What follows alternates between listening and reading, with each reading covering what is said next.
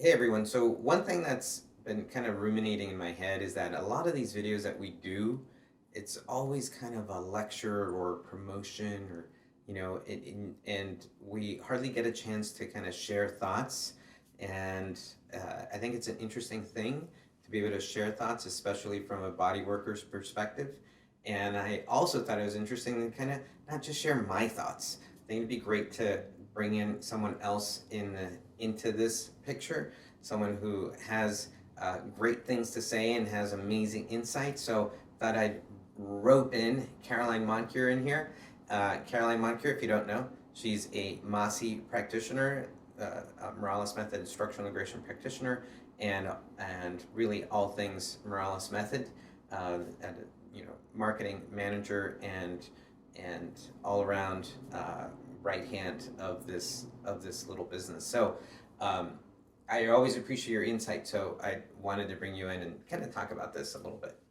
And what is it I want to talk about? Well, believe me, I've got lots of things to say. However, one of the things that I wanted to bring up is this article that I just saw, and we'll put a screenshot here, and we'll link to the article. It's from Insider. It's an Insider.com article, and I'll just read you the title. Software engineers from big tech firms like Google, Amazon, Microsoft, and Meta are paying at least $75,000 to get 3 inches taller, a leg lengthening surgeon says. So there's a surgeon, I believe they're out of Las Vegas, but there are many. They're all over the country. And one of the things they're doing is taking people's money and lengthening their legs so that they become 3, 4, 5 inches taller. And this isn't cheap. Like I said, it's costing some people starting at $75,000. This is 2022, by the way. It's just for any reference if this price goes up in the future. An interesting topic that people are lengthening their legs to seem taller. Maybe it'll give them, they believe it'll give them more success in corporate world, that type of thing. But that's not what I want to talk about it. I want to talk about this topic from an SI perspective, from a body worker's perspective. I don't think I've gotten a client yet that has lengthened their legs and has come in here taller, but there might be a time when this is going to start to happen. And they might come in with issues related or unrelated to that procedure. So, I've got thoughts on it, and I'm sure you do too, from a body worker's perspective. And what's our first thought when we think about this, and when people are starting to lengthen their legs? And apparently, it's a procedure where the femur is broken, and there's some type of screw or wedge that's installed, and the wedge is remotely controlled so that it starts to lengthen over time. The person has to be kind of holed up in their apartment or somewhere for at least 3 months while this is happening, and their bones are healing at a longer length.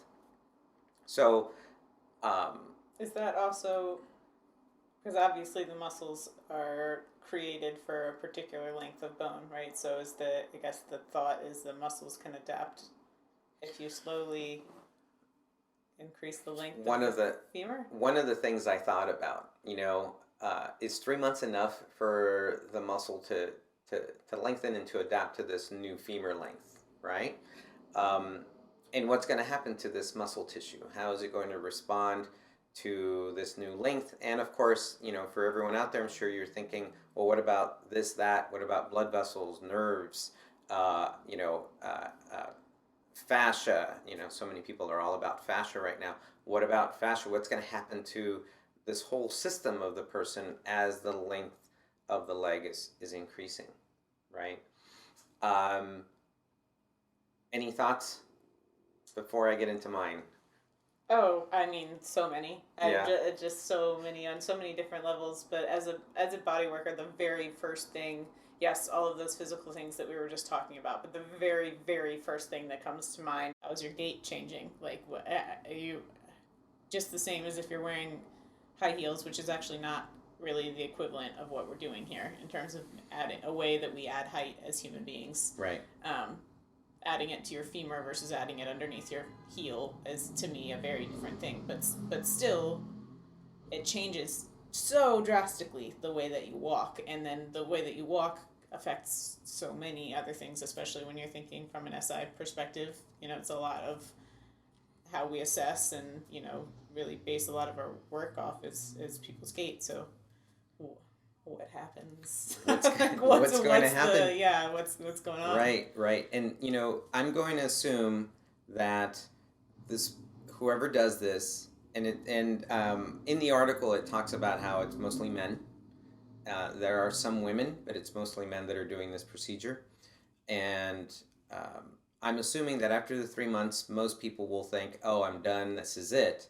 But they might now have to relearn how to move, how to walk, how to be in this body. And the thing that I'm reminded of is I had a client who went through a procedure to lose a lot of weight. And they were, I think, close to about 100 pounds overweight, and they lost all of this weight. And I knew them before and then after that procedure. And then after the procedure, what fascinated me was that their gait and their movement still looked like they were they still had those 100 pounds. So one of the things I told them was, imagine now you're in a new suit, and now we're going to have to relearn how to move in this new suit, in this new body, right? Right. And I can only imagine this is going to be the same for someone who just added 2, 3, 4 inches to their height. They're going to have to learn how to move around, right? The other thing that got to me is, well, what if this person actually had some type of functional length discrepancy or even structural length discrepancy, and all throughout their life they were accustomed to moving in a certain way. Maybe their pelvis was torsioned in a certain way. Maybe they adapted. Maybe their low back was twisted or shifted in a certain way to adapt to whatever it is that they had. And now here comes a surgeon who's probably going to do their very, very best to lengthen the legs exactly, right? But maybe exact wasn't what they had before. Right. And that could, at the very least, give them kind of a weird way of being in their body that they're going to have to adapt to and get used to. And at the very worst, create all sorts of issues down the line. Right. Low back is probably the first thing that I thought of, but it could go anywhere. Yeah. That those issues could travel up to shoulders, could travel down to feet, all of these things, which is pretty fascinating to me.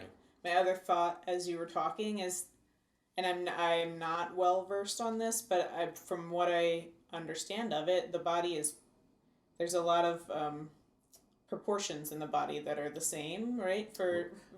Right, like you're like golden ratio. Is that what you're talking about? Aren't there a lot of those kinds of things where your foot fits here in your forearm, or all these like these really things, weird things that you used to do when you were a kid, where you're like, oh yeah, and we could do a whole piece on that. Actually, that'd be kind of cool. That actually would be kind of cool. And now we've altered the ratio. And in another way, as a person who actually really likes science and likes ratios and likes things to fit perfectly, that's also like, oh no, like, why did you do that? But also it doesn't have to be terrible. I can also think of situations where maybe, you even said, what if that wasn't what they had functionally learned, but then all of a sudden this person who maybe did have, really, that's actually an amazing application for people who don't have legs that are the same length, right? Like, you could bring back some sort of equilibrium that could then, they would have to learn how to have that equilibrium, right? Like, they would have to make that their functional way of being through, PT or exercise or body work or whatever route they they choose. But it's very interesting, all the different things that this brings up. Yeah. I mean, I'm fascinated by it. I've been thinking about it, and I've been thinking about doing this ever since I read that article. Yeah. It also made me think about the Brazilian butt lifts, Yeah, that's the BBLs. one I was thinking That of could too. be a whole other topic of discussion, and how that can be affecting people's bodies, right? But in this case, in Morales' method, we're so much about directional resistance and directional ease and feeling the directional tension of tissue, of all encompassing tissue in an area. And I'm curious how lengthening a leg may possibly change not just the function of a territory of tissue, but then eventually the directional tension, and how that may then translate into other areas. Imagine we've lengthened the quads and the hamstrings. How are the hip flexors and the hip extensors, how are they going to adapt to this new way? What are the glutes going to do about it? What are the psoas muscles going to do about this? And outside of muscles, again, back to this ratios thing, levers, they're levers. Yes. It's all levers, and we've all of Right. a sudden, I mean, I know you work on cars and do those kinds of things, so when you're thinking about all the tools that you're using, there's so many, we've talked about torque wrenches and things, Right. you know what I mean? Right. Like what you do when you're changing the length of one part of that tool changes the way that it works all together. It creates either more ease or more difficulty, or Yeah. like, so I can't necessarily articulate in this exact moment like you lengthen the femur and that means this, Right. I the knees come to mind as to Right. like what was going to take, either be relieved of some of the brunt or take more of it, Right. like for Right. sure. But yeah, Yeah. it's interesting. Yeah, I hadn't thought about the knees. Muscles are definitely a part of it, but really the skeleton, Yeah. we have dealt with the actual structure, and I think in a lot of ways that's very different than a lot of these other, like the Brazilian butt lift is not addressing the skeleton, Right. like the framework. It's addressing the like weight and how weight is distributed on the body, Yep, right? exactly. And that changes things. Even the example you gave of the person losing weight, like again, Right. that's weight distribution around the body. Even a breast augmentation or whatever, all Right. of it's Or reduction. weight, Right. yeah, and like Right. how it's being moved around versus the the hardware, I guess, The right? frame. Like, yeah. Yeah. And you're so right. I mean, we have to kind of put judgment and thinking aside. I'm trying to look at it from like, I'm fascinated. What's going to happen Yeah. to that person's body? And I would really love to work with someone who is coming out of that. I would have loved to see people walk before, videos of them before, videos of them after, just to see how they moved. And then to see after post surgery, how are they feeling? What have they noticed that's different in their body? And then as a body worker, what can I do to create more functional ease in their body? So that's kind of where I'm at with that whole thing. Right. I'd be very curious to talk to the doctors that are doing it as well, and just hear, what they tell people about this change. Obviously, our point of view is very much on, pain and movement, and those kinds of things are very tied into what we do, versus I think a doctor has a lot of other things on their plate that they're thinking about, right? Like they're not so zeroed in on that piece of it. So you're thinking, I wonder if the doctor has told them, you're gonna need to do this, or you're gonna want to have to, you're gonna have to do this. Right. I'm sure that they have some sort of hypothesis about how, like the if then, of this situation, and when you manipulate X, Y is going to happen, and it's very, again, science is very relies on those kinds of things, and I wonder what is their hypothesis around that? What is their, like, oh, we're going to do this, and then you're going to need to work with a PT to fix this or address this or strengthen this, or because that's going to, I don't know, what is theirs, because ours is definitely going to be different. We all exist because we have different perspectives, and they kind of need to be there, right? Right. So, I'm curious because there has to be some sort of, I think in my head there has to be a risk assessment for it, right? Sure. Right. Before you do it. I as you were saying that, I was thinking my half-educated guess would be post-surgery.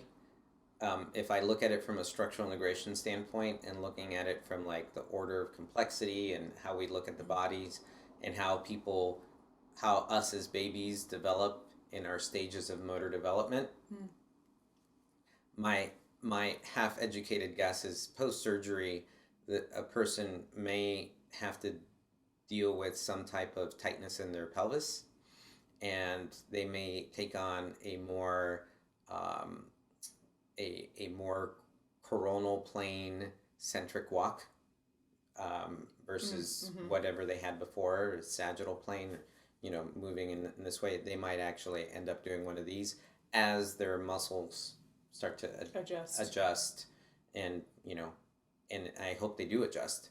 I hope that psoas kicks in. Right. So yeah, I think that's kind of where I'll leave it on my end. I hope your psoas kicks in if you got that leg length procedure done.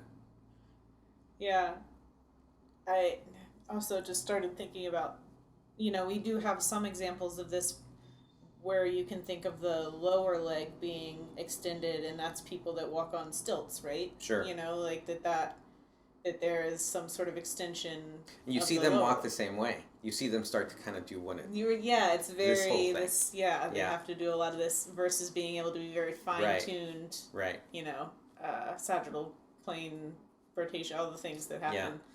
But I don't know. I prosthetics also come to mind, and like how those can affect people's, and I think it's similar. Similar. I've worked with people with prosthetics, and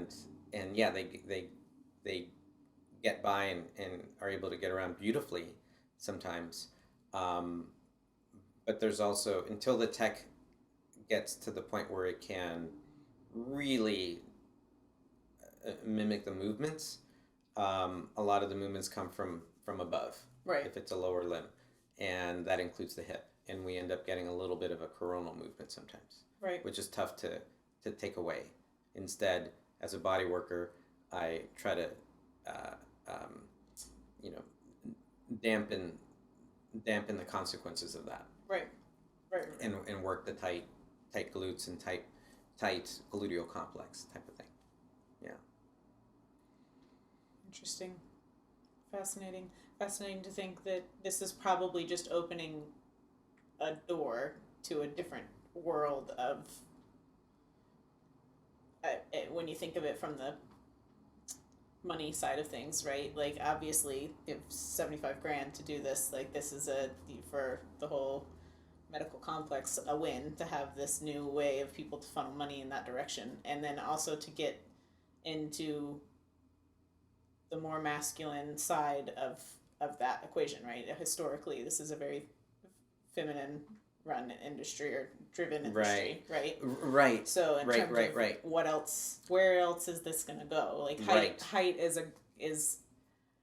a very concrete example of something that men are praised for. Right. You know what I mean? In terms of like stereotypically, the thing that you want to be is you want to be a tall, strong man, right? Tall, dark, and handsome. Right. There you go. So it's very fascinating to see that, and just is part of our culture, and right. It's not going to go away. This is just we're just starting. This is just the beginning. That's the beginning, and we're in the Bay Area here, so I'm kind of assuming that we're eventually going to run into someone that has gone through this. I'm actually saying a little prayer. I do hope I meet them to be able to work with them. If you're out there and you've had the procedure done and you spent the $80,000-$100,000 to do it, my suggestion is you spend the additional couple of grand to go through a SI series to learn how to use your new body. And a body worker who does structural integration I think is very well suited to take you on that journey. So on that note, Yeah. thank you Yeah. for your insight. This was great, and thanks for watching, folks, and see you soon.